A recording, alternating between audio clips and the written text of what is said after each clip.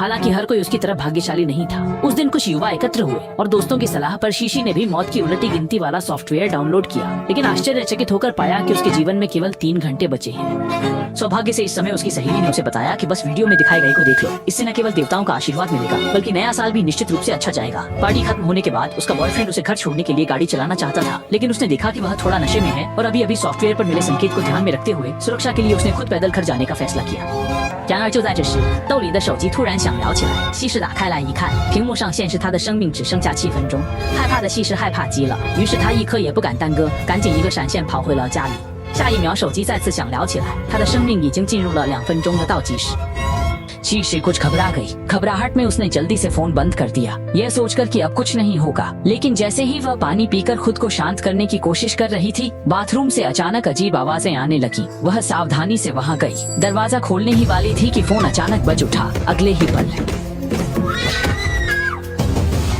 जैसे ही उलटी गिनती समाप्त हुई, शीशी भी ऊपर से गिर गई और मौके पर ही मर गई। और दूसरी तरफ उसके बॉयफ्रेंड का भी एक्सीडेंट हो गया। सौभाग्य से उसे जान का खतरा नहीं था। एक पेड़ की शाखा सह चालक की सीट के स्थान से होकर गुजरी थी। यह स्पष्ट था कि भले ही शीशी ने पैदल घर न जाने का फैसला किया होता, वह मौत की किस्मत से नहीं बच सकती थी। और जैक को अस्पताल भेज दिया गया। हालांकि उसकी जान बच गई, लेकिन वह डॉक्टरों के इलाज में सहयोग नहीं कर रहा था। नर्स अन्ना उसे सांत्वना देने आई। जब अन्ना को पूरी घटना का पता चला तो उसने कहा कि शीशी की मौत एक दुर्घटना थी और उसे खुद को इतना दोषी नहीं मानना चाहिए। उसकी चिंताओं को दूर करने के लिए अन्ना ने भी काउंटडाउन सॉफ्टवेयर डाउनलोड किया। लेकिन अगले दिन सुबह उसने सहकर्मी से सुना कि जैक कल रात सीढ़ियों से गिर गया और वहीं पर उसकी मौत हो गई। अन्ना को कुछ गड़बड़ लगी, क्योंकि कल उसने सॉफ्टवेयर पर देखा था कि उसकी भी उम्र बहुत कम बची है।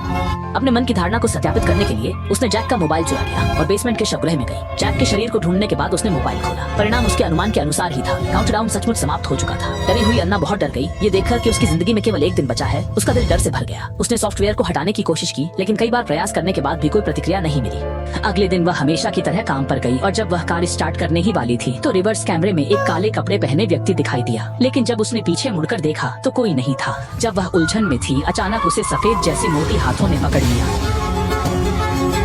टक्कर मारने वाले ड्राइवर का गुस्सा चरम पर था। उसने गुस्से में आकर उसे छत पर फेंक दिया। अच्छा हुआ कि कियांग भाई ने आवाज सुनकर आकर मदद की। उसे देखकर जो लंबा और मजबूत था, बेबस ड्राइवर को अपनी किस्मत पर पछताना पड़ा। जब कियांग भाई को अन्ना की स्थिति का पता चला तो उसने भी अपना मोबाइल निकाला। पता चला कि उसने भी काउंटडाउन सॉफ्टवेयर इंस्टॉल किया था और उसकी जिंदगी में केवल 18 घंटे बचे थे। इसलिए वे एक पल भी देरी नहीं करना चाहते थे और जल्दी से गाँव के गवर्नमेंट प्रीस्ट को ढूंढ लिया। जब उन्हें पता चला कि वे किस उद्देश्य से आए हैं, पादरी ने उन्हें बताया कि यह मौत के देवता द्वारा विकसित किया गया सॉफ्टवेयर है, जिसे एक बार डाउनलोड और इंस्टॉल करने के बाद हटाया नहीं जा सकता। कुछ खोजबीन के बाद उन्होंने श्राप को हटाने का तरीका ढूंढ लिया। बस मौत के देवता के नियमों को तोड़ना है, या तो काउंटडाउन खत्म होने से पहले जीवन समाप्त करना है, या काउंटडाउन खत्म होने के बाद भी जीवित रहना है। श्राप अपने आप समाप्त हो जाएगा। इसलिए पादरी ने एक पल भी देरी नहीं की और उन्हें जल्दी से तहखाने में ले गया। देखते ही देखते जब तक कि मजबूत भाई का काउंटडाउन समाप्त होने वाला था, पादरी ने उसे अपनी विरासत का ताबीज उठा दिया ताकि वह अपनी जान बचा सके और तुरंत फर्श पर पेंट से एक जादुई चक्र बना दिया। बस इतना करना था कि मजबूत भाई उसके अंदर खड़ा रहे और बाहर न आए तो वह इस संकट से सुरक्षित निकल सकता था। लेकिन तभी अचानक कमरे की सारी लाइटें बुझ गई और इससे पहले कि वे कुछ समझ पाते, अगले ही पल मौत का देवता प्रकट हो गया। अच्छी बात यह थी कि पादरी के पास कुछ उपाय थे। जमीन पर बने जादुई चक्र ने उसे पास नहीं आने दिया। जैसे ही काउंटडाउन खत्म होने वाला था, कोई उपाय न देखकर मौत के देवता ने अपनी अंतिम चाल चली और कई साल पहले मर चुके उसके बेटे का रूप धारण कर लिया। उसे जादुई चक्र से बाहर आने के लिए बहकाया। जब तक वह समझ पाता, मौत के देवता ने भी अब दिखावा नहीं किया और सीधे उसे नर्क में खींच लिया। जब वे बाहर जाकर मदद करना चाहते थे, तब तक कियांग जी की मौत हो चुकी थी। जैसे ही काउंटडाउन खत्म हुआ, अन्ना पूरी तरह से निराश हो गई। जब वह अपनी किस्मत को स्वीकार करने वाली थी, तभी उसे अचानक याद आया कि अक्सर उसे परेशान करने वाला उसका प्रबंधक भी था। हालांकि उसने भी सॉफ्टवेयर डाउनलोड किया था, लेकिन उसकी उम्र अभी भी कई दशकों की थी।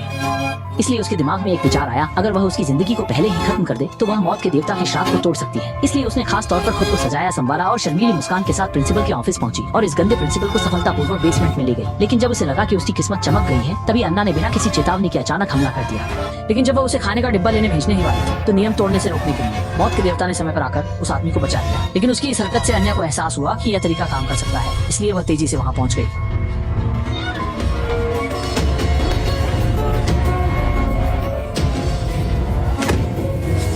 मृत्यु के देवता की मदद से आदमी ने सफलतापूर्वक अन्ना के चंगुल से छुटकारा पा लिया। अपनी समय सीमा को देखते हुए अन्ना के पास कोई और विकल्प नहीं था। उसने जहर को अपने शरीर में इंजेक्ट कर लिया ताकि जल्दी मरकर श्राप को तोड़ सके। मृत्यु के देवता को यह अप्रत्याशित लगा। उसने नहीं सोचा था कि अन्ना इस तरह से चाल चलेगी। अगले ही पल मृत्यु के देवता राख में बदल गया। थोड़ी देर बाद सहेली आ गई और उसने देखा कि अन्ना के हाथ पर एक पंक्ति लिखी थी, जिसमें लिखा था कि खुद को जयाओ का इंजेक्शन लगाओ। इसलिए अन्ना के निर्देशानुसार सहेली ने जल्दी से उसे एक इंजेक्शन दिया। केवल आधे साल से भी कम समय में अन्ना अचानक जाग गई और दोनों खुशी से गले मिलकर उछल पड़ी। उन्होंने श्राप को तोड़ दिया और मौत के पंजे से सफलतापूर्वक बच निकली और इसके बाद उन्होंने अवर्णनीय सुखी जीवन बिताया। फिल्म भी यही समाप्त होती है। उसने पाया कि उसकी उम्र अभी 60 साल और है।